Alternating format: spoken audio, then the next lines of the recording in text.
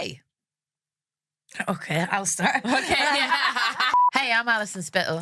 And I'm Fern, Brady. And this is the first episode of our new podcast, Ignore That Feeling. We had a podcast together before. We did. We started a new one. It doesn't have any themes this time. But this week, we're talking about Lily Allen's new album, Moved to New York, and I'm in a play. And you ask, how was my day? I said, I'm in a play. My first time eating hummus. So it was the first time I had hummus was September the 11th. My mum brought it. And swear to God it was. And pigs. Do you think the pig was vocal or like? Well, no, but I felt like you were goading me into doing a degrading impression, and I'm not going to do that. I don't care. Go right there. Yeah. So tune in. Ignore that feeling. Before we started properly, I was saying I've been making an effort to stop giving advice to my friends. Yeah. Which is always meant in a loving way, but it goes horribly wrong and often results in people crying when I give them the advice. But people are they're crying at the advice that you give them. Yeah, and they're not like, oh, this is so profound. No, your advice can be quite stark sometimes. It's like practical, but it's stark. Do you know what I mean? Yeah, so it's very like you're like, all is lost. You must rebuild. Yeah. Well, I'll give an example. Our friend was worried about going to the Fringe to do a Fringe show, and she hadn't done one in a while. And I just said, there's no way you should do it, and you should cancel now and just don't do it. And she was really upset with me and crying. And then she had a nice Fringe. She did have a nice Fringe. Shout out Maurice. And I've given you advice before. Yeah. Oh dear. The advice is like, I remember once we were having a chat. Oh no. Do you know like? No, tell me. Well, like I remember this is years ago, and it helped me write bits in my new show. But like, what I love about being friends with you, and I don't have this with other friends, is that like we can have conversations where you'll say stuff to me that I would find quite like startling. Do you know? I would. But I know you're coming from like a place of love, and it's like practical. But I do have to go. Sometimes you say something to me and I have to go, huh? And then I go, no, this woman loves me. Oh dear. She doesn't. Shit. No, it's good. Is it things where I'm like, if you don't do this, you will die penniless? Yeah. It's very much career stuff. It's very much like, yeah. And I remember once we were having a chat. But I say those things to myself. I know, and it's done you well. So it's like, it is interesting. Like, sometimes you say stuff to me that I know deep down is the way of the world, but then you say it out loud. Oh yeah. And it's like, it's like, and sometimes you say stuff and I do disagree with it. But I like when people tell me that. Yeah. But did I say, have I ever said that's show business? A lot. But there's a lot, like, there's some stuff that you say that I know is true, but I still don't. It's not that I don't like to admit that it's right, but I'm like, it shouldn't be right, so I'm not gonna live in a world where it's right. It is mad about like TV and stuff. Like, is this kind of like, I don't know how to get into talking about this. Well, the idea of like that it's gonna love and care and protect for you rather than exploit you and just wants you to be shiny and glossy. Well, I think it's because of the way that, like, when you wrote, so in your book you've written about this, but it just about, like, that you've to pretend. Yeah. So with TV, like, generally, it's good to be telegenic. But that's like with TV and with the way that people talk when working within the industry, including myself. Like we've totally different. We have very different communication styles. Yeah, like the opposite. We're the opposite. Like, we're so different. It's crazy that we're friends. No, You but know? we're similar in a lot of ways. Yeah. Our souls. Yeah. Our souls. But like, so with TV, people talk in a way where they go, not now, but in the future, which means no, never. Yeah. And I didn't realize that until reading your book. Another comedian said he also didn't know that when they say a better fit for the second series, it means, never. Yeah, it means we're never putting you on this. And how dare you even put yourself. Yeah. And I kind of liked that. Like I believed in Santa until I was menstruating, and I still believed in Santa. What? Yeah, I was. Because what happened was I was told when I was 8 by some people in my school that Santa might not be real, right? Yeah. And I went back to my mum and I was like, hey, word on the street is like Santa's not real. My mum's like, who told you that? And I was like, oh, people at school. And I was like, I'm starting to doubt Santa. And then Santa that year, right? He wrote me a handwritten letter on Christmas saying, I've heard that some people in school have been talking about me. And I was like, how can he know that? How can he, like, this is definitely, I believe in him 1000%. And I just believed in him. And then nobody, because I got older, nobody was like, maybe she might not think Santa's real. So nobody corrected me on it. And it was only until Christmas Eve I came down and my dad was putting together a kitchenette. I was like, Dad, what are you doing? And he's like, what? And he's like, do you not fucking know? And I was like, what? And he's like, and then I helped him make the kitchenette set. So I had to process that Santa wasn't real whilst putting together my sister's Christmas presents. But how does that relate to television? What we were talking about? Because I believed in little lies that people say to make you feel better. And I was like, why would they lie? Yeah, same. You know? I was at a piano competition and one of the other pianists said that pigs have 4-hour orgasms, and I believed it. Wait. Stop. How did that come up in conversation? All I'm imagining is You've never been at a piano competition. Fucking full of weirdos, man. You're just playing Chopin. It's not the most popular kids in the school. I'll put it that way. It's fucking Fruit Loops. But wait. Please talk me through this. Well, because I used to do piano and do like the local Rotary clubs. Competition. Who told you about these pig orgasms? So I was. Please tell me it's a child. It was a child.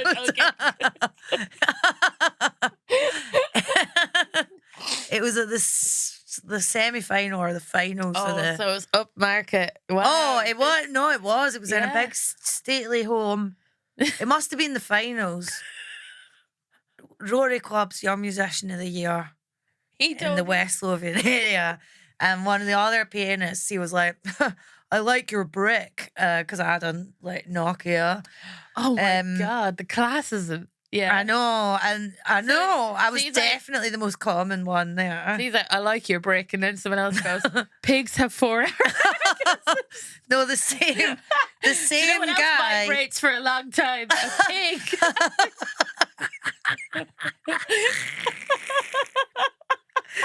No, the same guy said to me, I don't know if he just had this fact in his back pocket and just liked to tell people. But I don't know if he was flirting with me, because I would have been that's definite maybe flirting. 11 or 12. Yeah. And he would have been maybe 13, 14. Yeah. But I just thought, wow. But the point is, I used to just believe things like that. Okay, how did you imagine? Because you couldn't Google it. How? Yeah. let's what are you going to say? You know what I'm going to say? No, what? How, like, do you think the pig was vocal, or like, how? Well, no, but I felt like you were goading me into doing a degrading impression, and I'm not going to do that. I'll do that. I don't care. Go. Anything for the pod. Wait there. 45 minutes. Wait there. Lovely stuff.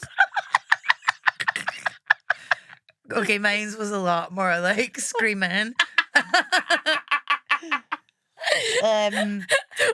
Right there. Well, anyway. Yeah. Is that fact Talking untrue? of pigs. Is that fact untrue?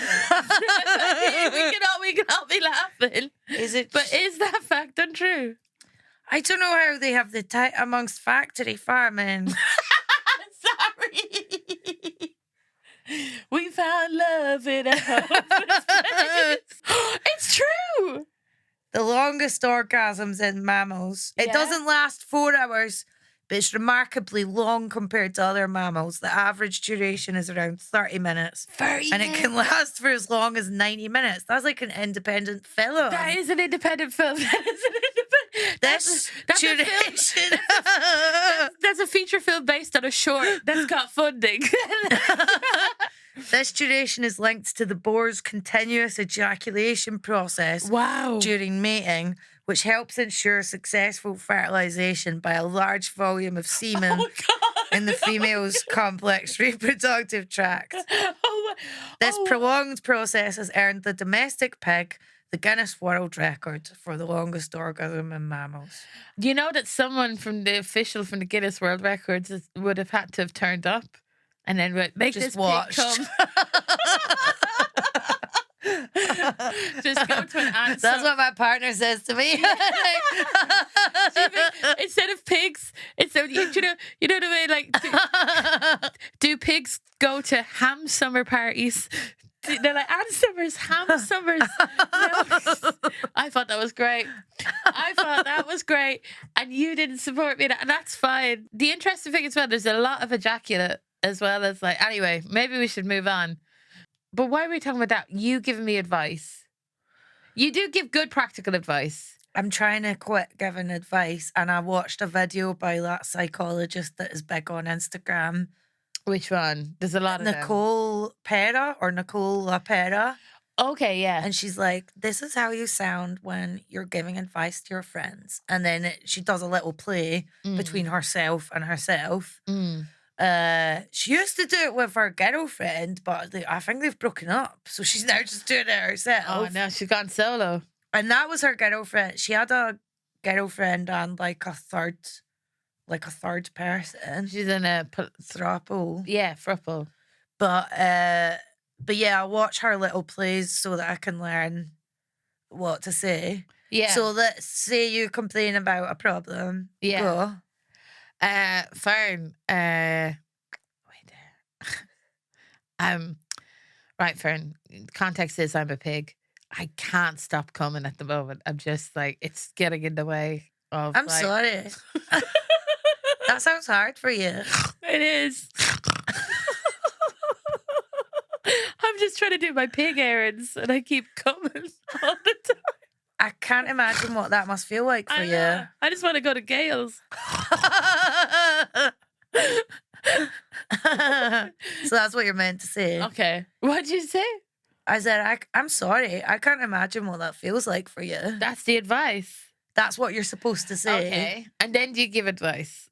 No. But another thing you're supposed to do is say, do you want me to just be here and listen? Or do you want me to give advice? You're supposed to check that first. Oh, that is good. Yeah, because sometimes I just need a little venti, you know? Yeah. Yeah.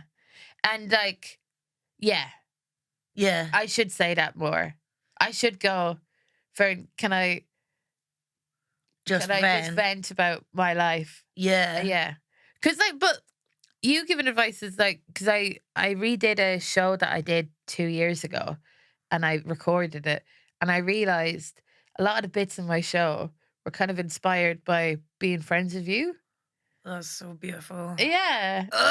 Like the period tracking thing. You very much were trying to get me into period tracking. And I got you to get a coil, but you got the wrong one and went mad. I did, baby. I did. I flew too close. Yeah. Yeah.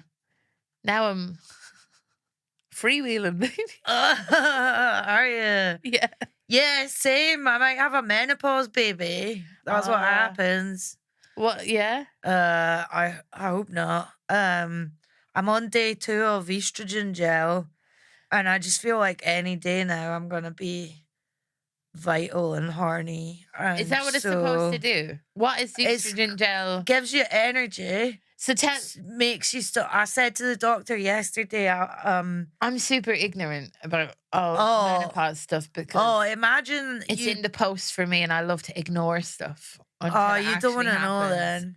No, tell me. Imagine having something physically wrong with you every day. Ooh. And feeling like your bones are being squeezed every day. Like I'm a pig. And you have to have a nap. Not like a pig. Coming. Not like a pig. Okay. Oh, the final bit before stuff starts to die off is you feel so horny that you're like, I would give away my pension to a 25-year-old if they would have sex with me.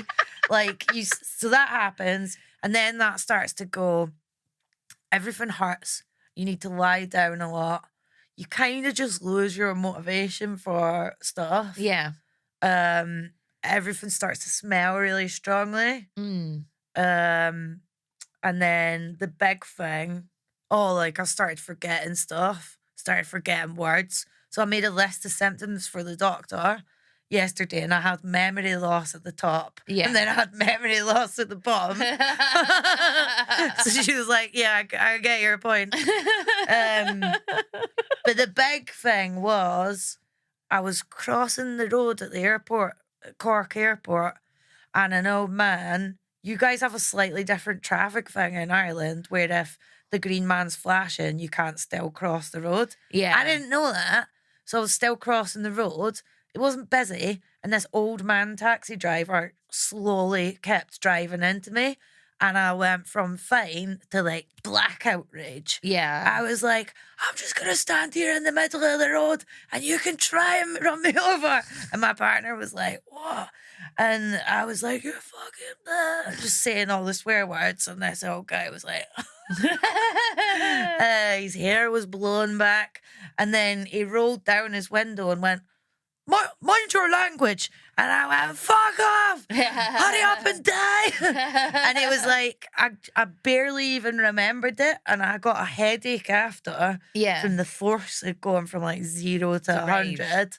So I said to the menopause doctor, I'm starting to get this thing where I'm just, specifically with older men, I feel so angry with them. Yeah. And she said, other people haven't reported that, but they haven't been that specific. Oh, yeah. About taxi drivers. But then when I've told other female comedians, I saw Jen Brister, she's been really good for advice on it. Yeah. Because it's so isolating because my main closest female friends are Still vital. Yeah, and also because I started it young. Just excreting. Yeah. But I said to Jen Brister, I went to the gym and I was lifting weights and a CrossFit type guy came and started doing handstands next to me. Yeah. And it made me so furious that I had to just pick up my weights and turn with my back to him so that he wasn't in my vision.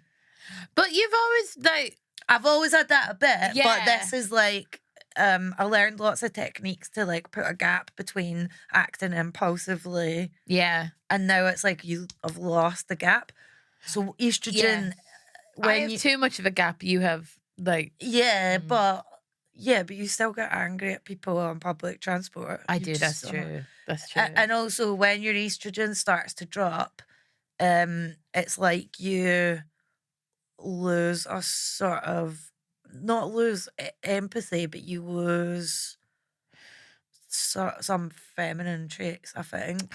I think I know what you mean. I've stopped being able to, it was I got extra autistic and I stopped being able to have you stopped tolerate certain things? Tolerate certain things, but also is there a thing of because I get angry at stuff, but I've a lot of fear. Do you know what I mean? I'm this interaction could go awry. That's my big thing. Yeah, I always, obviously, and in London, you're always thinking that. Yeah. So I've lost that bit where I have the fear. Yeah. And I'll now see a man in the street and think, I could beat him in a fight. It's it's terrible. No, I know. And then you get women being like, our menopausal rage is a force, not as much as a man beating me to death after I shout at him for playing his phone out loud. No, but it's so good. We're not going to give any fucks now. We're menopausal women. We're going to get killed a bit more. Yeah, no. No, That's the problem of being a woman, though. It's just, like, yeah, you're just going to get killed at some point. Yeah. Listen to this. My friend Dave is always going on about this mad phenomenon. Once I tell you this, you'll never forget it. That you can basically kill your wife once she's over 65. Men get away with it all the time. What? There's so many cases of it. They don't go to jail. So it'll be things like an old man will push his wife down the stairs and he'll be like, she was suffering, she had dementia. Loads of domestic abuse cases get covered up when it's very old women. Wow. Because old women's lives aren't worth anything. But, like, who's doing that? I'm not saying I don't believe you. I just want to, like, know. Like, who? So, just old women are seen as worth less. So, therefore... You don't go to... compared to if you get killed by your husband when you're under 65, you don't go to jail as much if it happens when you're So, is the dude... old. Is it because the dude is old as well and they're like, we don't want to put an old man in prison? Or it's like... I don't think so. Look at all the elderly pedos and, like... Yeah, that's true. That's true. Well, that's grim. So, yeah. And is that like in a report or anything? Or is that just anecdotal? It's just my friend told me. Then once he said it, I did start spotting it everywhere. Well, the thing is like about like it's always if the husband is like, she's no longer suffering. Oh my god. Oh my god. Yeah. It's that is grim. Yeah, I could totally see that happening to me. How so? Unless I become a sweet old woman, that happened. No, wait, not on my dad's side. But a lot of women on my mum's side were nightmares, and then they became old and sweet. What type of older? Yeah, like what type of older woman do you see yourself becoming? I'm the same as like my gran and my great gran. Their personality types are so similar that it makes you realize we're born with certain traits. The women in my family are quite like strong personalities. So like my gran, I do feel like I will do this when I'm older. So the way that my gran deals with conflict, if anyone, because there's quite a lot of like, what would you say? It's a lot of unsaid trauma in my family. So when someone tries to bring it up at Christmas, which is the place where you do that. Yeah. My gran will... I thought everyone did that. Yeah, isn't it? Isn't that the way? It's like you share presents and then you're like, by the way, what? I was thinking, oh, is that an Irish family thing or Scottish thing? But then I thought Lars von Trier had that film Festen. Such a great film. Yeah. Such a great film. You see, we don't have stuff in common. We're both into the work of Lars von Trier. Well, only that one. I love that one. And have you not seen Nymphomaniac? I watched the first 30 minutes in Nymphomaniac and then I found it hard because that's about the end of the world. Isn't that one? Or is it a different one? Oh, what's the one with... No, you're thinking of the one with Kirsten Dunst, are you? And Alexander Skarsgård. No, Nymphomaniac. You'll never believe this. Yeah. It's about a nymphomaniac. No, I haven't seen it. And it's 2 films. Right. And it's about a woman that she's Charlotte Gainsbourg. She's just like, I want all my holes filled. And then this pig comes up and is like, I know.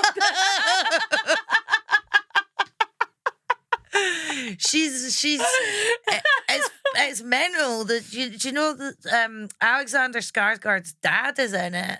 Whoa. And he's like sitting by Charlotte Gainsbourg's bed and she's been beaten up or something. Yeah. And he's like, tell me a story. Yeah. I haven't seen Mamma Mia. He is in Mamma Mia. Too busy watching Danish art house films. Sorry. Yeah. He's like, tell me a story. And then Charlotte Gainsbourg is like, oh, well, I fucked all these guys. That's the story. No, she's like... She needs to work on her storytelling skills. And that's like the thing that the whole film hangs on. She's like, oh, when I was 18, I fucked Shia LaBeouf. And then it just goes off on this whole thing. And it's 2 films. Right. That are like... It's like hours and hours long, just Charlotte Gainsbourg talking about shagging.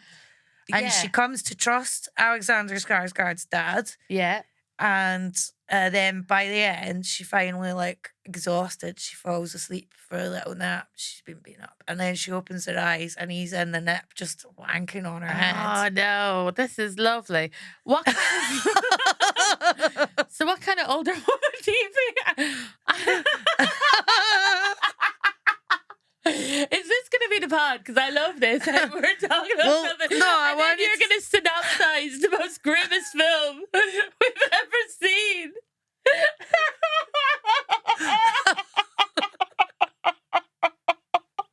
If you think that's grim, talking about Feston. if you think that's grim, have you seen Breaking the Waves? No, I have not seen Breaking the Waves. It's fine. You watch Practical Snuff. Like, that's your stuff that you watch. No, but it's got that's a Lars von camera. Trier film. Yeah, where Emily Watson is basically playing an autistic woman. Yeah. And she's like a Scottish woman in the Highlands and Islands. And she meets like a hot Norwegian fisherman or a guy that works on boats. Does he wear like a little hat? I don't remember. I don't know why. And she, let's say his name's Hans. Yeah. And she's like, oh, Hans, I love you so much. That's like a Highland accent. Yeah. And then they get married and it's nice. Then he has an accident at sea and breaks his back. Oh, no. And then he's like recovering and she's like, oh, Hans, I feel so bad for your broken spine. And then he's like, just do me one favor. No. Fuck as many men as possible.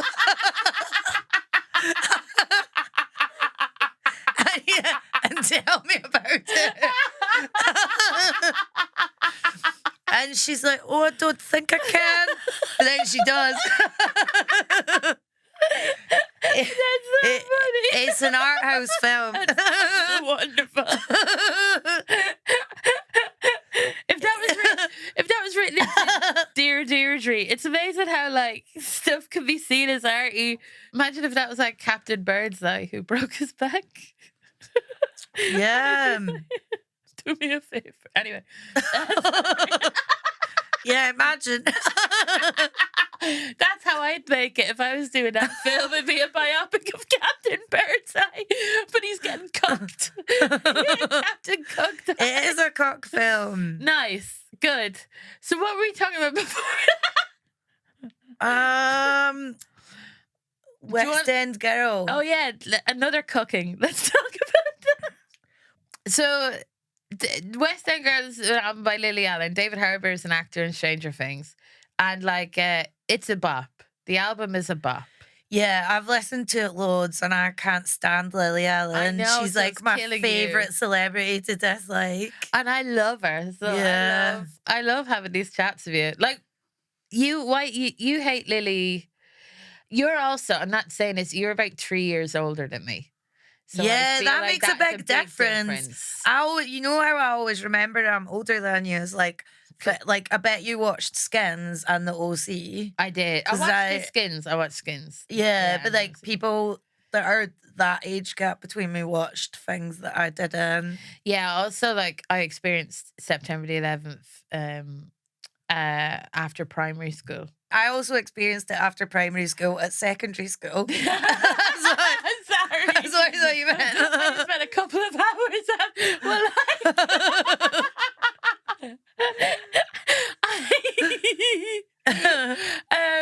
no, we'll put a pin in September the 11th and we'll do This that is in what I another was like about episode. September the 11th. I was like, nothing to do with me. It's Oh, just man. I was shat thinking, was myself. I gonna get a kiss at the school disco, or how can I get my parents to get me contact lenses? Oh man, I was thinking about because it was the first time I had hummus was September the 11th. My mum brought it. I swear to God, it was. My mum made me hummus and Right. like, pit of breads, and she put them into soldiers, and I loved it. And she was like, "I got something to show you," and then she put on September the 11th, and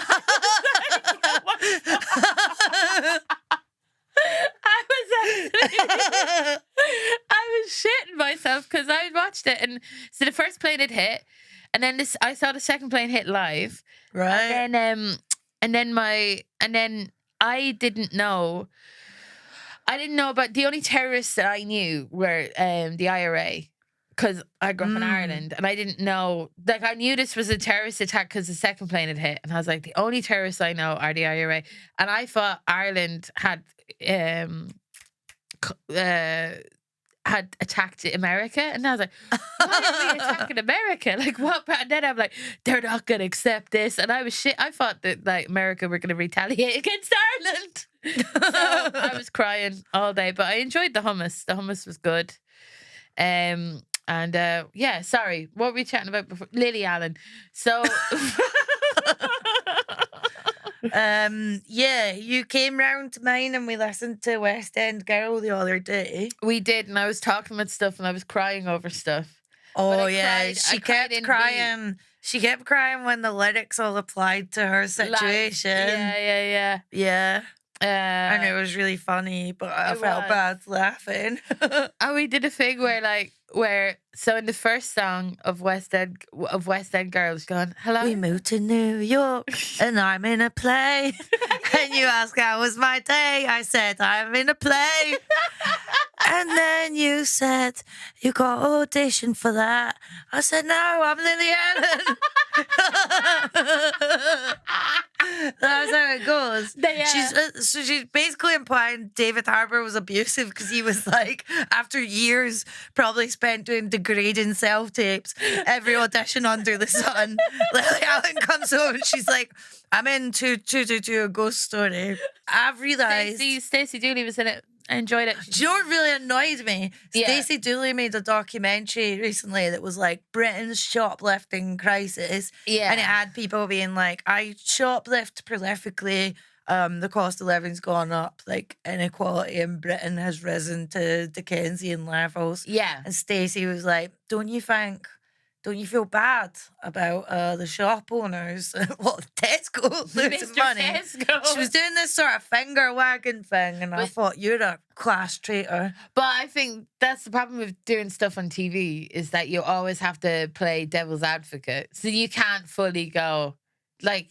Do you think off camera she was like, fill your pockets? If she had a podcast, yeah, she'd be able to speak frankly. She loves a neutral palate. You're coming from Stacey from all angles. Yeah. No, but she loves the quiet luxury aesthetic.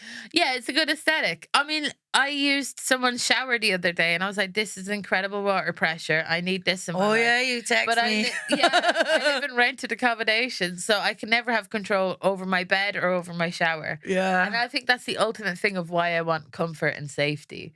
Yeah. It's like, I do want to buy my own bed and I do want to like tile my own bathroom and stuff like that.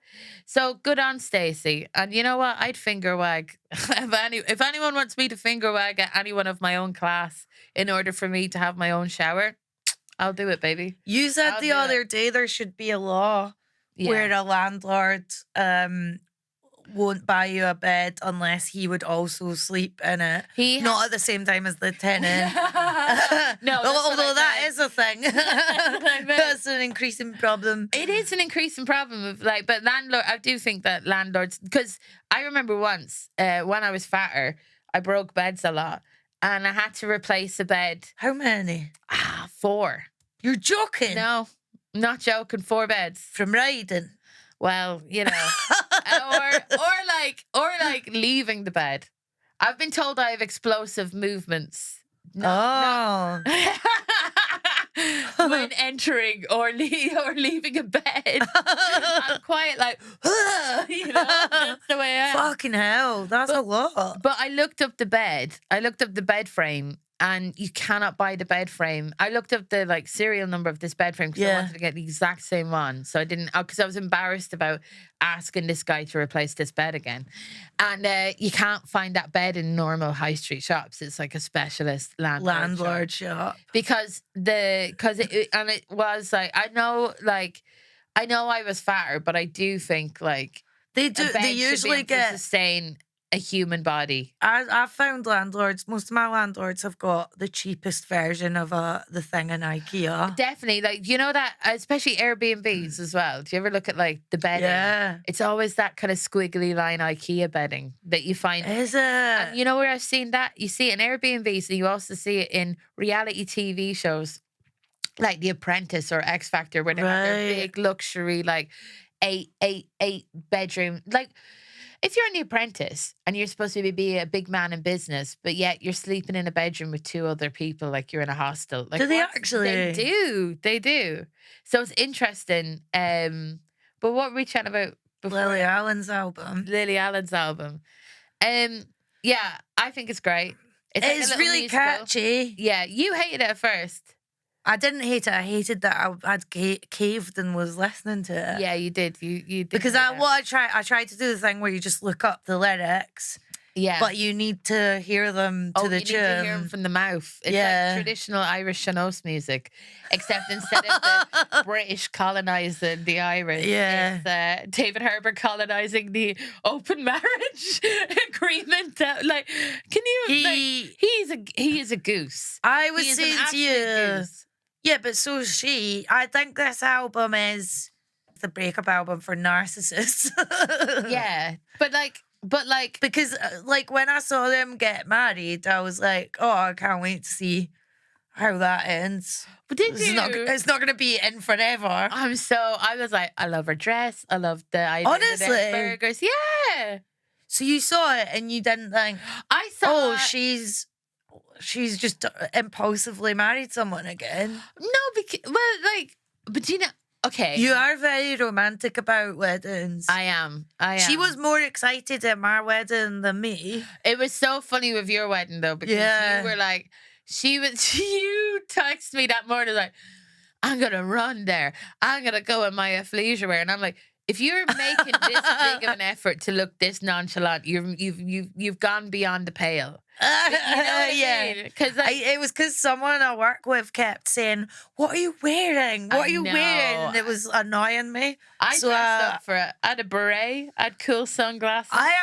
My jacket was from Ghana, and I was like on Snog, Marry, Avoid. I had my beret. I was showing someone the pictures at a party the other night. Yeah, and they were like, you're like. So excited. Yeah, I love a contract.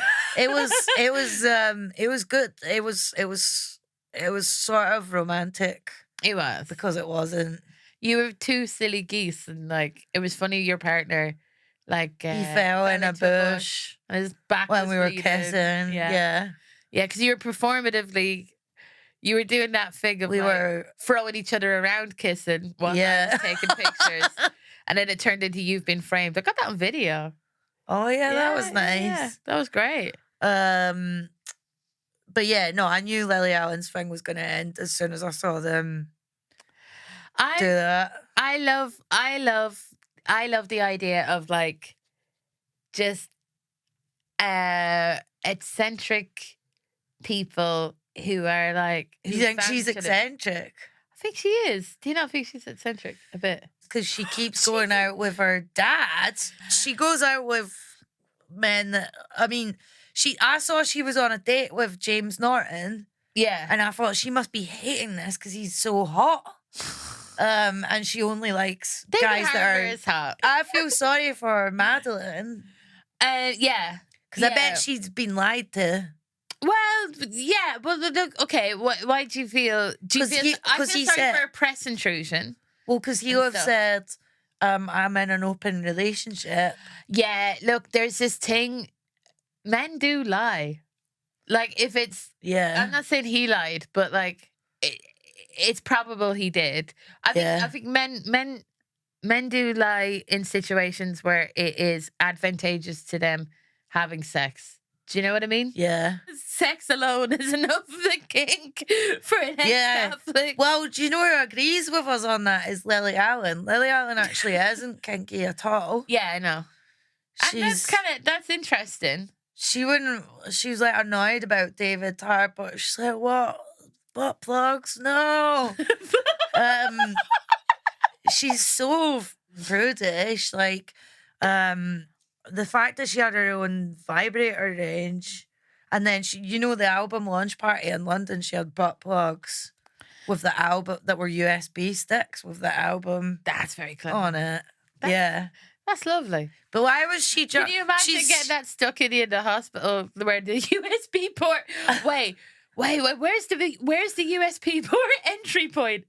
It's not. Say that's the butt plug. The USB thing's at the bottom. So you could connect yourself up to a computer, like you're in the Matrix. I think it's great. Liliana has made art about it. But you also still watch a thing with David Arbor in it because I watch Strictly and everyone cheats on each other in Strictly. Yeah, they have to. They have to because they're rubbing up against each other. That is like a work-related injury. Yeah, just like. But this is what I'm confusing, Alison. Is you get really funny about monogamy. Yeah, I do. Let me explain to the listener.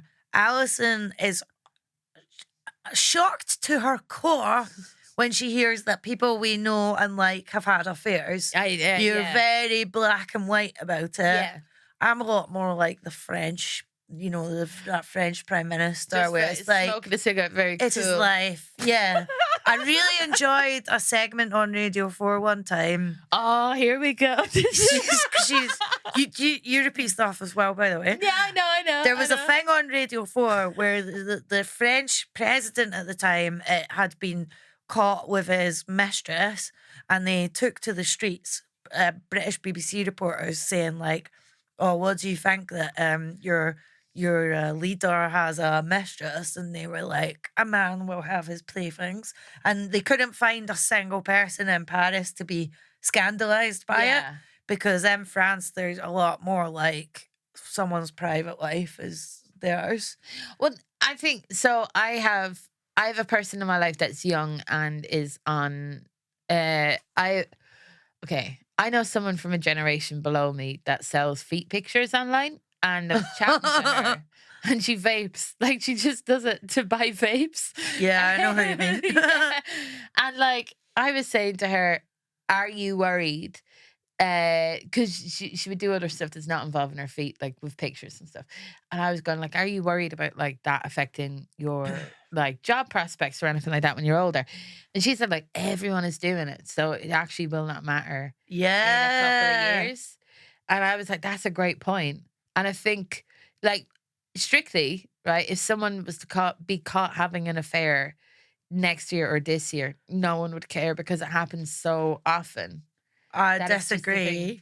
It's like the destroying of the social contract with governments. Like now there are more food banks and stuff, and people have just accepted that as a part of life. When about 20 years ago, that wouldn't have been acceptable. I remember when food banks started, it would have been around 2010. It was after welfare reform came in with the Tories, and it was so shocking at the time. Yeah. It seemed so beyond the pale, and we just accept it now. Same with, it used to be seen as like mortifying to play your phone out loud on a train. Yeah. Yeah, I never thought of it that way. So like in France, they're just probably used to affairs a lot. And in England, like... Yeah, because French people are better at shagging. Like, do you think so? Yes. Do you know? What do you mean? No, I haven't shagged any. I don't think so. I think French people like to give off the impression that they're good at it, but like, I think a true person who's good at it wouldn't talk about it so much. I definitely think there's more frigid people in Ireland, England, and Ireland. Yeah, than France. Yeah, I'll give you that. But like, yeah, by a long way. Gareth Bale was the greatest footballer of his generation, and he came from Wales. You know what? Hey, thank you so much for watching this podcast on YouTube. I'm being sincere. Back to you. Thank you, mate. You're really helping so much. You know what will help a little bit more though? If you smash the subscribe button, get in touch with us. We'd love to hear from you. You can message us on WhatsApp. I think the WhatsApp number is here somewhere on the screen. Or email us at ignorethatfeelingpod@gmail.com. Thank you. See you next week.